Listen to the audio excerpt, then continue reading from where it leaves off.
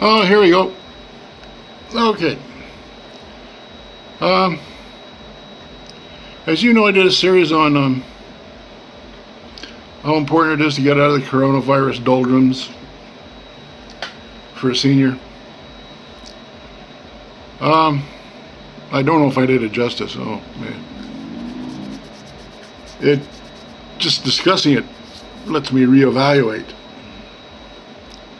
situations. Like I've cut back my Facebook users to such a degree that Facebook gave me a nasty note saying we think there's a spy, and there wasn't. I was just reducing extracurricular. Plus, one of the people had access, and I consider them a child abuser. She's an anti-vaxxer. I don't like anti-vaxxers because, as far as I'm concerned, they kill children. Yeah, they kill children. And just no slow way about it.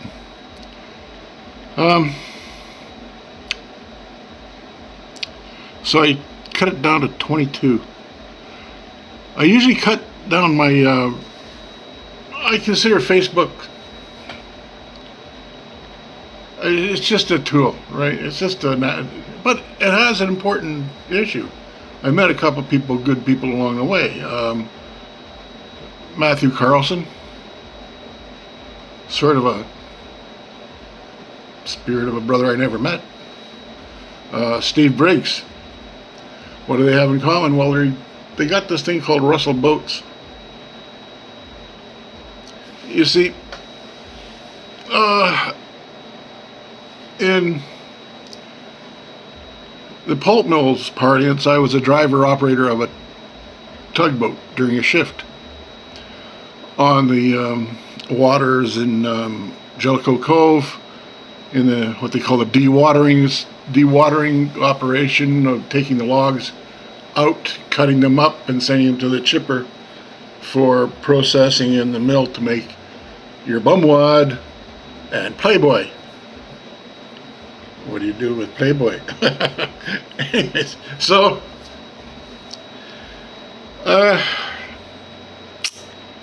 Russell Boats,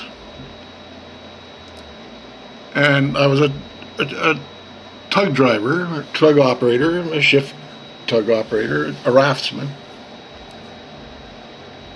And in marine lingo, I was the captain of the boats. Now, I use the word captain loosely because my official title was driver operator. And the reason I did that was the company did that was to avoid the SIU union. Because if I was a captain, or designated rank as captain, I'd have to get paid more. And the other drivers would have to get paid more, the other boat operators. So during a shift, I was technically the boat's captain because you're in command while you're standing on top. It's sort of on top of the bridge, on the bridge plates. I love that job, no question about it. And the tugs were made by Russell Boats in Owen Sound, in the when I was just a fertile swimmer. And the interesting thing is, so I did several jobs around the pulp mill, right? You know, I was there 5-6 years. I didn't count because there wasn't any point in counting. I poked chips, operated the chip bins, which is just a bunch of storage area, and you had to fill them up and do shoveling and fill up the digesters, and you're in charge of the chip flow down in the bottom. And I worked up in the digester house for a bit. My most fun job of them all was in the late 80s, and it was the last job I had with James River, whatever they called themselves at the time, American Can, James River, whatever, was boat operator, or in Navy terms or Marine terms, the boat captain for a shift. And these Russell boats, there was all of the boats were, for I believe, except for one, the Peninsula, was made by Russell Boats in Owen Sound. And Steve Briggs is the hard-working archivist, web designer for, he's an optometrist too, by the way, for Russell Boats, and he keeps their spirit alive. And it's valuable because most of those darn boats are still working. There's the other guy, Matthew Carlson, who is, I guess, the champion scrounger, rehabilitated. He does it, he's got no money because he works on the tugs himself, on the reeled ones in Thunder Bay Harbor. But he has about 2 or 3 boats coming to fix. I think one's the spares.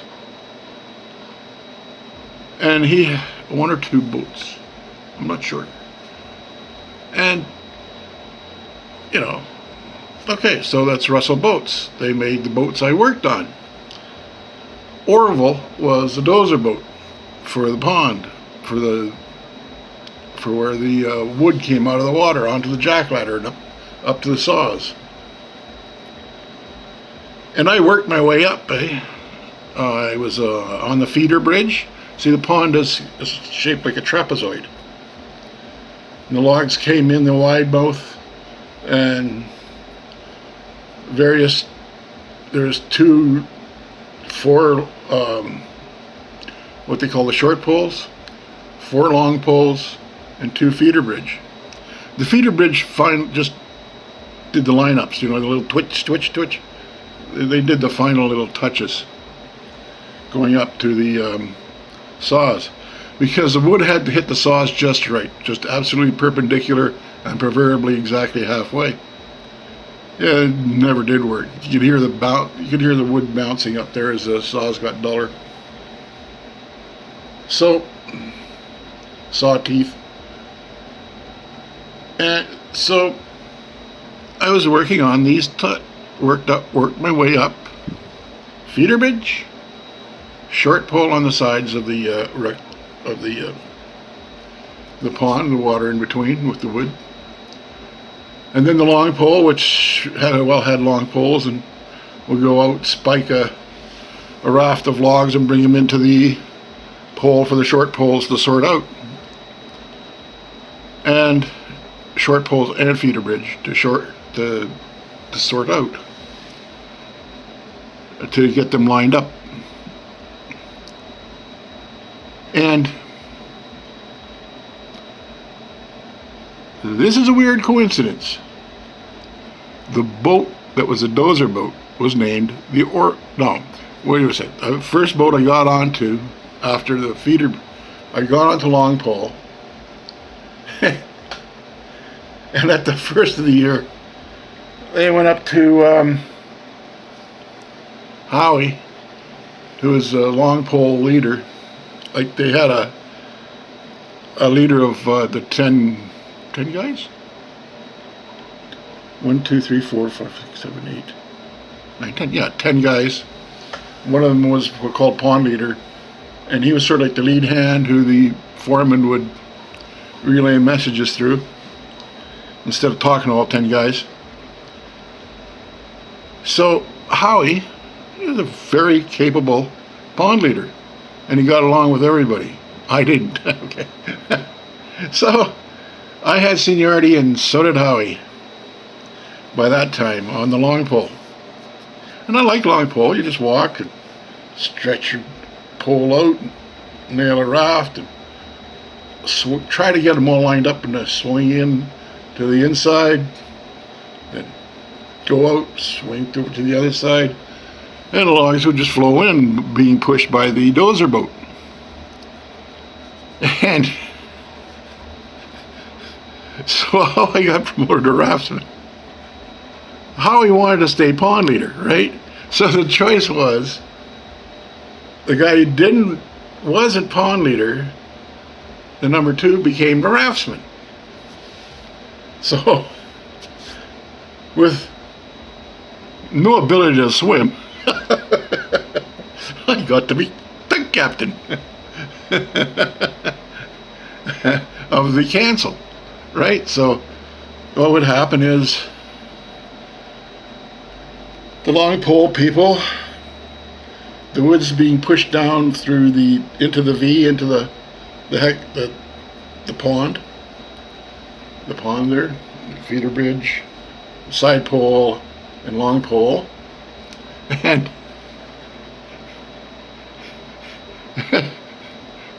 Howie didn't want to go raftsman because sometimes the raftsman would go out and they would take a break. Or during a break the raftsman would go out, right? So that means the raftsman, you didn't get a chance to sit around too often. Because you see, like, within this big raft there was a smaller boom that was tied up to what they call the flow directors, the propellers. The flow impellers, there were propellers in the water. They created a flow along the wide booms that went into the pond. And so a smart operator would control it, the flow of wood. So I got to be cancel operator. I got to operate a boat. Can't swim, stroke it, Lake Superior, right? And so cancel was built by Russell. Okay, that'll make you happy, Steve. So Howie didn't want to go raftsman, and he had first choice. And I couldn't figure this out, because you go raftsman, you're up to boat operator. Like, the boat operator dies or goes to heaven or whatever, gets promoted into the mill, which is like going to heaven and hell. And Howie didn't want to go because he liked to smoke dope. It was summer. He was off school. He was relaxing. Like, working on the pond was fun, right? To a lot of people. And all of his buddies from Southern Ontario liked to imbibe some weed, right? That's when it was illegal. The good old days when it was illegal and fun to consume. So he wanted to stay long pole. So Gordie went to raftsman and drove the cancel. Why they call it the cancel, nobody really knows. Nobody really knows. It wasn't a very strong boat. It had the same engine as the Orville, which it was twice the size of the Orville. But it did the job, okay? You had to learn its strengths and its weaknesses like any good captain does. And I had no clue at the time, right? So so finally I go into shift. I traded a shift with a guy. Well, it turns out the regular raftsman that day, well, the regular boat operator was sick. It was Friday. So I'm on Friday relief, right? Shift change. So Gordie gets to be the boat operator, right? And there's a mean old foreman, and he was a real SOB. In a nice way, you know. But he would complain about it. Oh, he complained about everything. He wanted to make sure he had the most wood going up and all this sort of stuff. He'd go down, bribe the counters, rig the saws, cameras. He'd do everything. Like when the jackladder stopped, if there was any gaps, he'd go down and you get the crew to shape up. You get the pond crew to shape up. He was retarded. And he always hired First Nations guys, which I understand because they're good workers. But he thought he could run ruckshod. He was because any of the regular guys would go up yours. So, because he was a real tartar. And I think he was told before. So, Gordie made it to the deck of the dozer boat. The wheel. The boss man of the pond. And that's what the dozer boat operator technically is. He's the only guy above him is... You got to work with the pond leader. You can't get out of it. You're a team, right? So... But the only person you answer to is the foreman. So I had to answer this guy, right?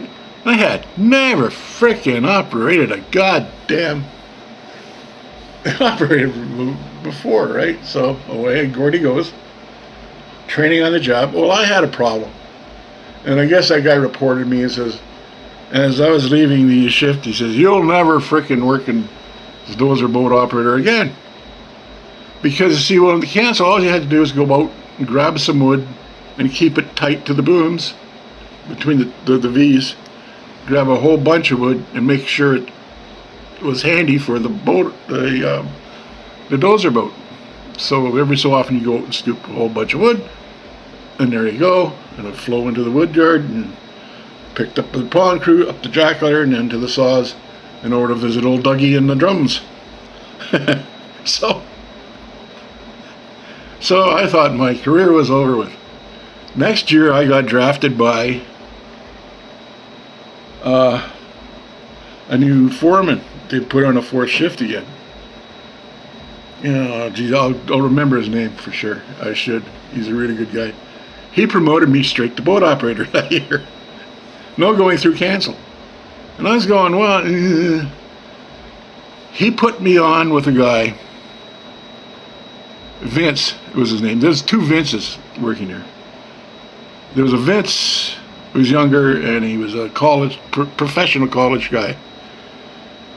And he had been going to college for 10 years or something. But he was a dozer boat operator and raftsman. And a very good teacher, by the way, very good teacher. And he taught me, like, you have to be showing things, right? People, like, you have to show how it works, what it looks like.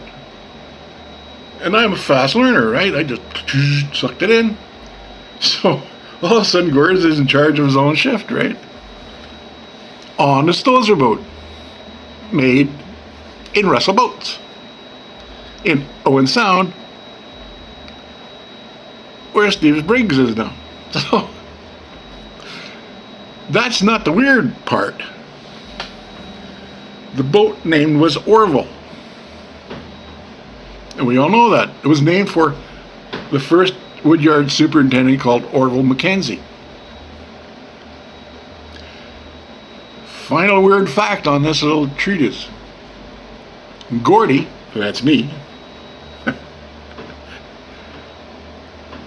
my godfather was Orville Mackenzie. So I was captain of the tug, the dozer tug, in Jellicoe Cove, named for the guy whose namesake was my godfather. That is one of the weirdest, like, Orville was my godfather. He died very young, like, he died in his 50s and left my dad just devastated. He was his good friend. But that's one of the weird twists of life.